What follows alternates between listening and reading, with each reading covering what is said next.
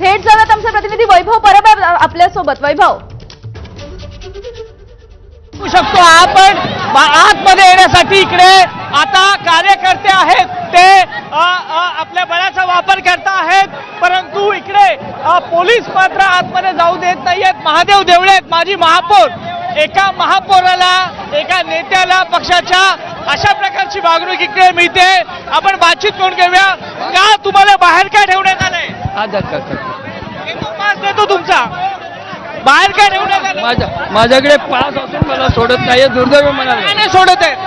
ते म्हणतात थांबा थांबा थांबा थांबा थांबा, कारण काही सांगत नाही आणि हा त्यांचा हेतू पुरस्कार करतो. किती वाजता आलाय तुम्ही? मी अर्धा तास उभा,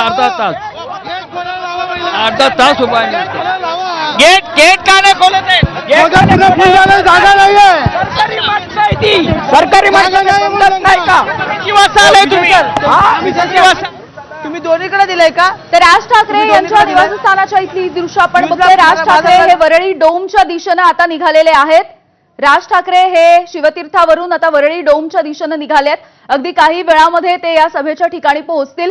वरळी डोमच्या आतली दृश्य आपण बघतोय. तुडुंब असं खचाखच असं भरलेलं हे सभागृह आहे. मात्र तितकीच गर्दी या वरळी डोमच्या बाहेर सुद्धा झाली आहे. 8,000 कॅपॅसिटी असणारं, 8,000ची क्षमता असणारं हे वरळी डोम त्यामुळे पूर्णपणे भरलेलं आहे. मात्र तितकीच गर्दी सध्या वरळी डोमच्या बाहेर सुद्धा उसळलेली दिसते.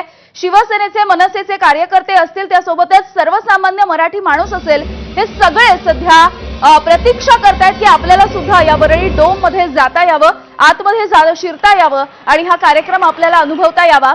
मात्र या सगळ्या लोकांची, सगळ्या प्रेक्षकांची